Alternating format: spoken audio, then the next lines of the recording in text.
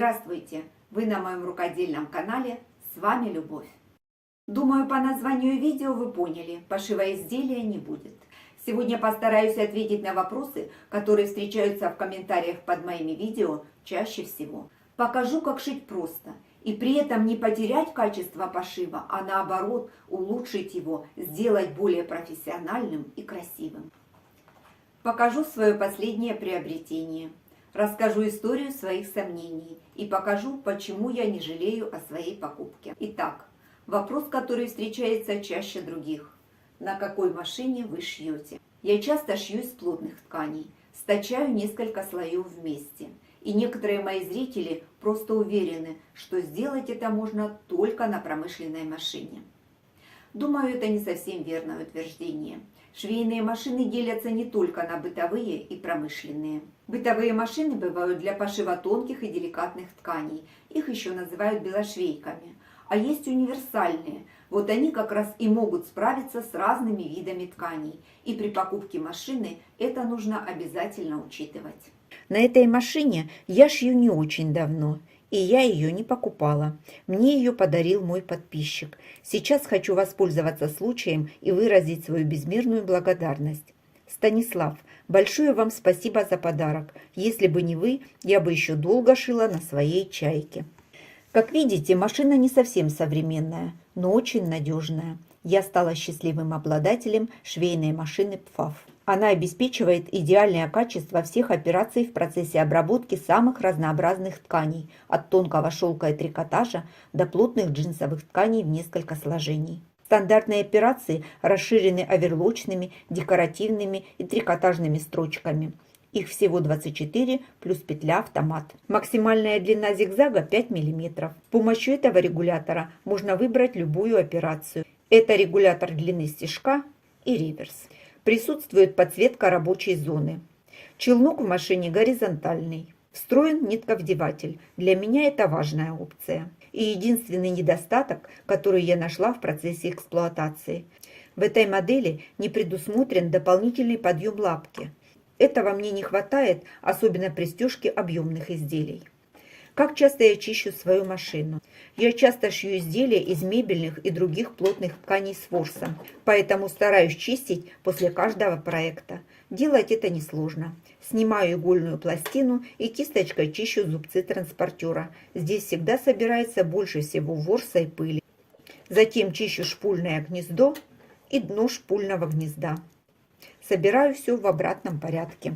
На этой машине есть возможность одновременно шить двумя нитями разного цвета.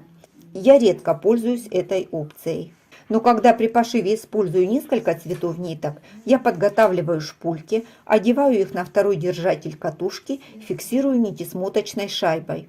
Так шпульки все время под рукой. При необходимости можно быстро поменять нужный цвет.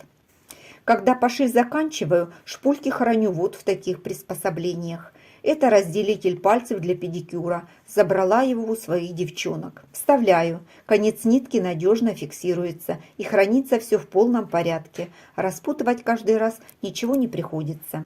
Эта милая пандочка мелькает почти в каждом видео. Получила много комментариев с просьбой показать, как я ее шила. Открою секрет. Это не игольница, а одна из игрушек моей внучки. Взяла временно попользоваться, но так к ней привыкла, что не могу расстаться. Хранятся здесь небольшие булавки и иногда цепляю несколько зажимов. Это очень удобно. Кому нужна игольница, но не доходят руки сшить, можете воспользоваться такой идеей. Хочу показать вам мое последнее приобретение. Скажу сразу, это не реклама. Купила я ее в интернет-магазине. Судя по упаковке, она, скорее всего, китайская. Долго сомневалась, покупать или не стоит. Но обходилась же я без нее. Может, куплю, потрачу деньги, а это ерунда какая-то, очередная выкачка денег. Какие только мысли не посещали мою голову. И в один прекрасный день я победила свои сомнения и заказала шагающую лапку, или еще ее называют верхний транспортер. За счет того, что вилка лапки крепится на винт игловодителя машины, движение лапки синхронизируется с зубчатой пластиной на машине. Для корректной работы шагающей лапки должны совпадать расстояния между пластиковыми рейками на лапке с зубцами транспортера на швейной машине. Шагающие лапки идут разных размеров, нужно ее правильно подобрать. Чтобы сделать правильный выбор, достаточно знать ширину зигзага на своей машине. В комплекте идет линейка для параллельных строчек. Как пользоваться такими линейками, думаю, знают все. В комплекте идет инструкция по установке данного приспособления. Подходит оно практически для всех бытовых машин. Чтобы установить шагающую лапку на машину, сначала нужно снять держатель для лапки. Вилку одеваю на винт игловодителя и крепление на шагающей лапке совмещаю с отверстием для крепления. Закручиваю винт. С установкой закончила.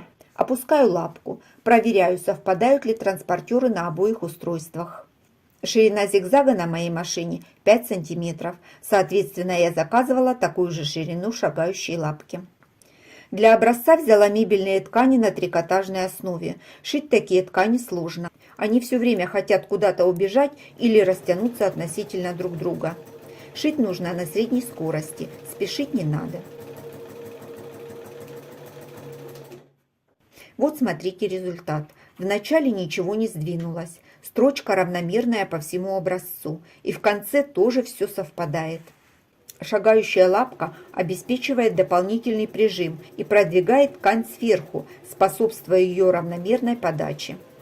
Благодаря ей можно получить равномерную и аккуратную строчку на многослойных изделиях. Она помогает пройти сложные места, шить изделия с толстым утеплителем. С ней намного проще шить изделия из сложных тканей. Я ей пользуюсь с огромным удовольствием. Шить стало проще, а качество пошива улучшилось. Жалею об одном, что не купила такую помощницу раньше. Еще одно из моих удачных приобретений – это базовый набор из 11 самых распространенных лапок для бытовых машин. Купила я его на AliExpress. Пользуюсь практически всеми лапками. Это экономит много времени и улучшает качество пошива в разы. А это мои любимые лапки, которыми я пользуюсь чаще всего. Тефлоновая лапка для обработки края, для потайного шва, для пришивания молнии и лапка для стежки. Для вшивания молнии есть еще такая лапка, но чаще пользуюсь этой. Лапка для стежки была с кольцом. Небольшую часть кольца я вырезала, так удобнее работать и улучшился обзор. Еще хочу показать лапку для обработки косой бейкой. Смотрела на нее обзоры, хвалили. Я купила себе. Что хочу сказать? Лапка рабочая, но обрабатывать хорошо прямые участки. Если обработка по кругу, стыковать нужно вручную. Углы не обработаешь совсем. Так что я с ней не очень подружилась. Есть у меня и подрубочная лапка, но опять же, обработка прямого участка. С самого начала не обработаешь. Нужно срезать уголок, чтобы вставить в улитку. Мне интересно, а как я должна срезать уголок в изделии? Все показывают на кусочки ткани, и ни один человек не показал, как ей работать непосредственно с изделием. Покажу, как шить две стеганые детали. На одной из них объемный карман. Использую я для этого лапку для вшивания молнии. Совмещаю срезы, подвожу под лапку, придерживаю за нитки и делаю несколько стежков. Затем шью, помогая себе распарывателем. Вот так я сшиваю детали на своих сумках из плотных и джинсовых тканей. Оверлока у меня нет. Обрабатываю края при помощи краеобметочной лапки. На ней есть направляющая и в моем случае две металлические штанги. Именно на них и образуется хороший обметочный шов, который потом переходит на ткань. Выбираю максимальную ширину зигзага и трикотажную строчку, которая имитирует оверлок. Подвожу ткань под лапку, совмещаю край с направляющей и прокладываю строчку.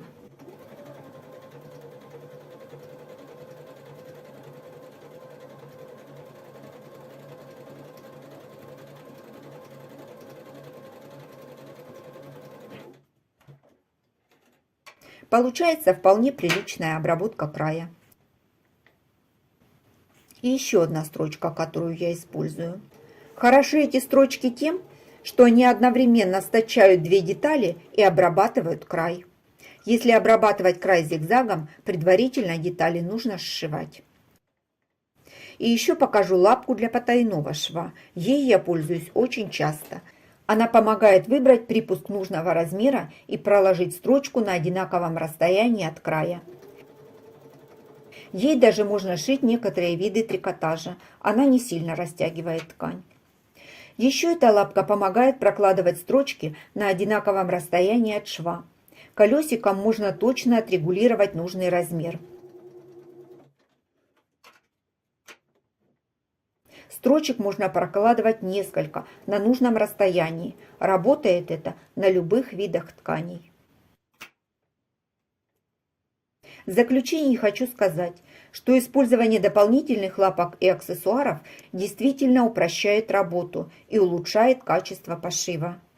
Благодарю вас за вопросы. Желаю вам вдохновения, творческих успехов и отличного качества в ваших будущих проектах. Следите за новостями на канале. До новых встреч!